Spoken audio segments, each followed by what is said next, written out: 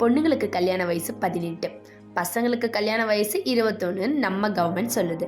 And நம்ம இப்போவும் நிறைய சைல்ட் மேரேஜ் பற்றி நியூஸில் பார்க்குறோம். வாட்ஸ்அப், ஃபேஸ்புக், யூடியூப்னு இந்த மாதிரி நிறைய சோஷியல் மீடியா பிளாட்ஃபார்மில் பார்த்துட்டே தான் இருக்கும். இந்த கொடுமைக்கெல்லாம் எப்போ ஒரு முடிவு வரும்னே தெரியல. அண்ட் இப்போது 18 வயசாக இருந்த கல்யாண வயசை 9 குறைக்க பார்லிமெண்ட்டில் முடிவு பண்ணியிருக்காங்க. இதெல்லாம் சரியா நீங்களே கமெண்ட்டில் சொல்லுங்கள். இதை பற்றி ஃபுல்லாக தெரிஞ்சுக்க வீடியோக்குள்ளே போகலாம் வாங்க.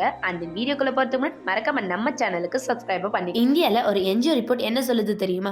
ஒரு நாளைக்கு சுமார் 4400 சைல்ட் மேரேஜ் நடக்குது. அது மட்டும் இல்லாம இதுல பெண்களோட வயசு 18க்கும் கீழே இருக்குதுன்னு சொல்லிட்டு அந்த என்ஜிஓ ரிப்போர்ட் சொல்லுது. இதெல்லாம் தடுக்கணும்னு சொல்லிட்டு நிறைய ஆர்கனைசேஷன் போராடிட்டே தான் இருக்கு. ஆனாலும் அதெல்லாம் தடுக்கவே முடியல. பெண்களோட முன்னேற்றம், வளர்ச்சி, ஃப்ரீடம் இப்படின்னு நிறைய பேசிட்டு மறுபடியும் இதே மாதிரி தான் செஞ்சுட்டு இருக்காங்க. கவர்மெண்ட் இப்படி மேரேஜ் ஏஜை குறைக்க முடிவு எடுத்திருக்கிறது ரொம்ப பெரிய தப்பு மட்டும் இல்லைங்க, அது பெரிய பாவமும் கூட. நீங்களே யோசிச்சு பாருங்க, 9 வயசு பொண்ணுனா நம்ம நாட்டுல 3rd ஸ்டாண்டர்ட் படிக்கிற பொண்ணு வயசுங்க. அட அப்ப பையனுக்கு என்ன வயசு? அநியாயம் பண்ணாதீங்கடா. குறைக்க போகிறாங்கன்னு சொல்றீங்க. ஆனா அது எங்க எப்போன்னு தானே கேக்குறீங்க. இருங்க மேட்ருக்கு வரேன். ஈராக்கோட கேபிட்டலான பக்தாத், ஈராக். இதுல பெண்களோட மேரேஜ் ஏஜ் 9 குறைக்க அந்த நாட்டு பார்லிமெண்ட் முடிவெடுத்திருக்காங்க. ஷியா முஸ்லிம்ஸ் அதிகமா இருக்கிற ஈராக்ல முகமது ஷியா அலி சுதானி பிரைம் மினிஸ்டரா இருக்காரு.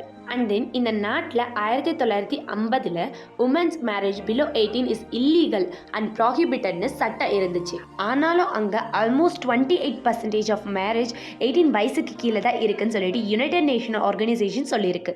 இந்த நிலைமையில கவர்மெண்ட்டே 18 இருந்த மேரேஜ் ஏஜை 9 மாற்ற போகிறாங்களாம். அந்த நாட்டில் ஷியா பழமை வாழ்ந்த குழுவினர்கள் அதிகமாக இருக்கிறதாலேயே இந்த சட்ட திருத்தம் நிறைவேறிடும்னு நினைக்கிறேன். இதுக்கு நிறைய ஹியூமன் ரைட்ஸ் ஆர்கனைசேஷனும் எதிர்ப்பு தெரிவிச்சுட்டு தான் இருக்காங்க.